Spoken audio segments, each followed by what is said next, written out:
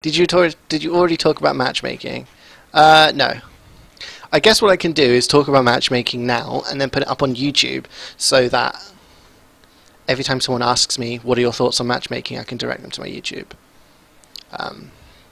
Because I've had a lot of thoughts about it ever since it was announced, and there's like loads of stuff that I wanted to say, and I didn't know which way to do it, to do like a video or to talk about it on Twitter, or to, I don't know how to sort of talk about it. Like, initial reactions is that it's huge.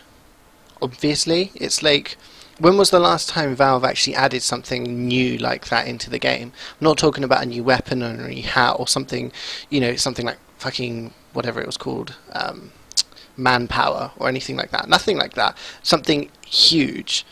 Like, MVM was pretty big. That was a brand new game mode that had a whole variety of things added. That was years ago. You know, before that, what can I think of? Like trading was added into the game. Like, if they add matchmaking into the game, akin to something like CS:GO, then it will be a huge step forward for TF2, because it will be Valve acknowledging it, that it has a competitive future, which it really hasn't done until now. Matchmaking equals death of TF2 Center. It's possible. It's possible. You know, like, if there is matchmaking, you wouldn't need something like that. I mean, you could have things like TF2 Pickup.net, which are aimed at higher level coordinated things. Obviously, you'd still have that because it's a great way to organize. But yeah, the initial reaction has been, oh yeah, TF2 is alive, and you know, everyone's going to be playing comp, and there's going to be $1 million. Like, it's not going to be an overnight thing. Like, this isn't the end. This isn't the end goal of like comp TF2. This isn't like sort of a result. This isn't sort of a win.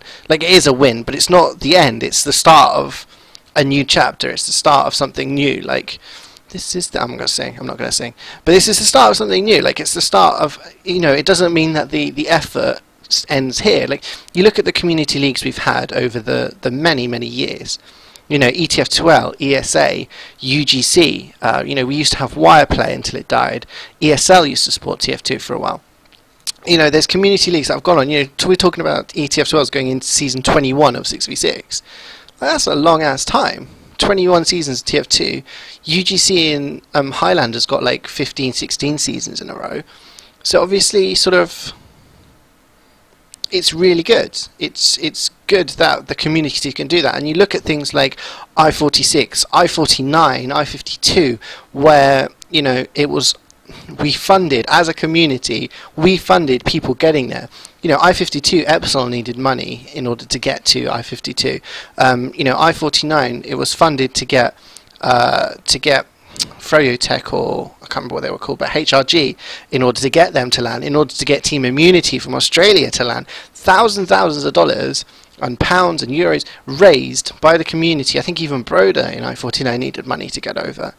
You know, and the Frenchies needed money. They were named the Frenchies because of a donation pack.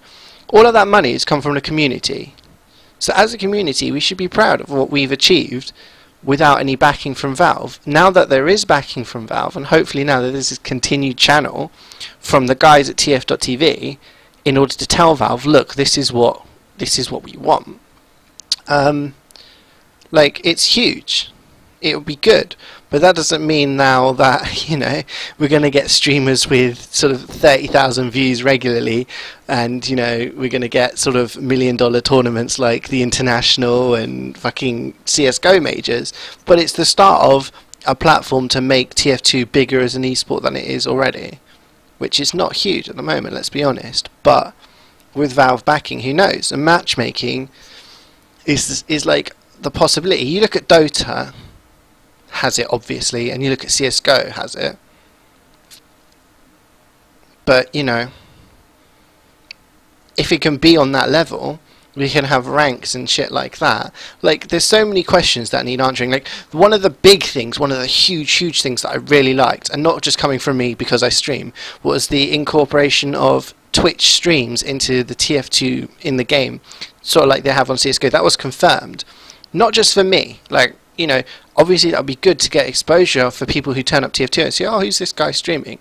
But you look at the amount of streamers we've got who produce all this content, and they're really good streamers, and then that will get more people watching streams. Hopefully more people watching competitive, because a lot of the top streams are competitive. Like you look at like Banny and Cadus and things like that, and watching those and being interested in doing competitive, and then they'll go on to matchmaking, and then, you know, it's like a chain reaction. That's a good thing. It's acknowledging sort of the community of TF2 and incorporating that in.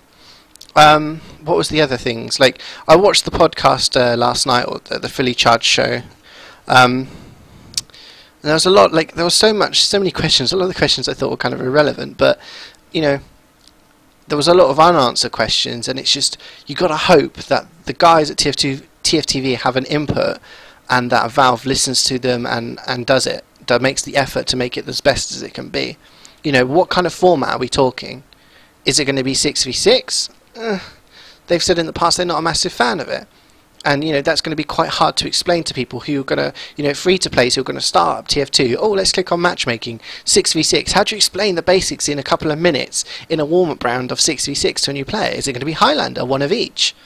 That'd be interesting, but then in that case, would the major leagues then take Highlander as its main format? Would people say, would ESEA pick up 9v9 Highlander and say, look, let's have these huge tournaments, let's have TF2 majors like we do in CSGO, and are they going to be Highlander based? Because, you know, they use all of the classes.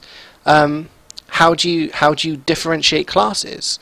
You know, do you sign up as a pyro? Do you sign up as a medic? Or do you just sign up into a lobby and then get put into a lobby and then have to decide amongst yourselves? Is it going to be like TF2 Center? Or is it, you know, just going to be like CSGO? You know, we've been told that we can do it with friends, which I think is a great idea, because that's my favorite. That's like why I like playing CSGO, because I get in queue with my friends. I can talk with my friends. I wouldn't like doing it. I don't play TF2 Center by myself, really. I only play it with friends.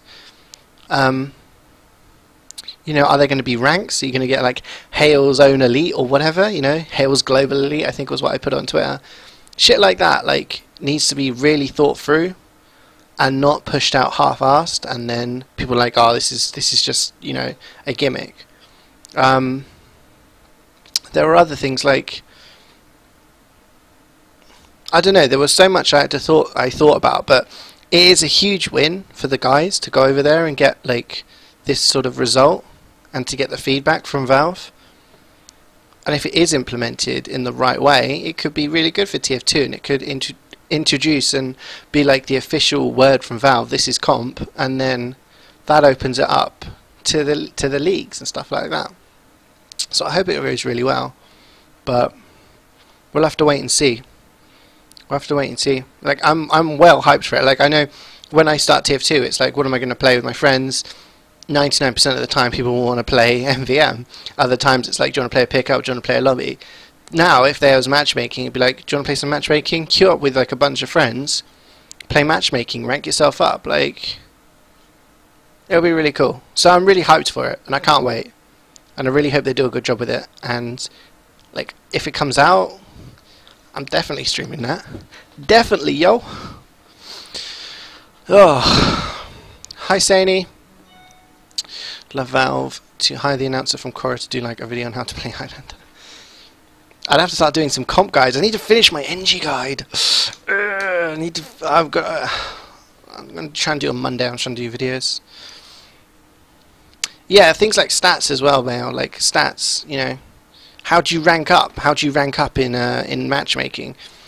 They've said that they want it to be based on all classes and not just your skill at a specific class. So you can't just turn up as a, you know, a soldier and destroy everyone as soldier and then rank up. I assume you have to have like experience with all of the classes. But they need some sort of, you know, they're talking about having seasons where stats will get reset and stuff. You know, it'll be really good if they have stats and you can sort of see, you know, why you're ranking up as a certain class or whatever. But they need to, yeah, we just have to wait and see now. We have to wait with bated breath and see what they're going to push out. So I'm pretty hyped for it. Really hyped for it. And it may not sound like it. It may sound like I'm having casting all these doubts, but no, I really am, and I think you know, it can only be good for TF2, and hope as long as they don't make you pay for it. That might be a bad thing, but I'm sure they won't. They've said that they're not really interested in that from the summary from the stream anyway, from what I saw. But yeah, it's good stuff. Can't wait. CJ, can you do MVM with me? Vhoof is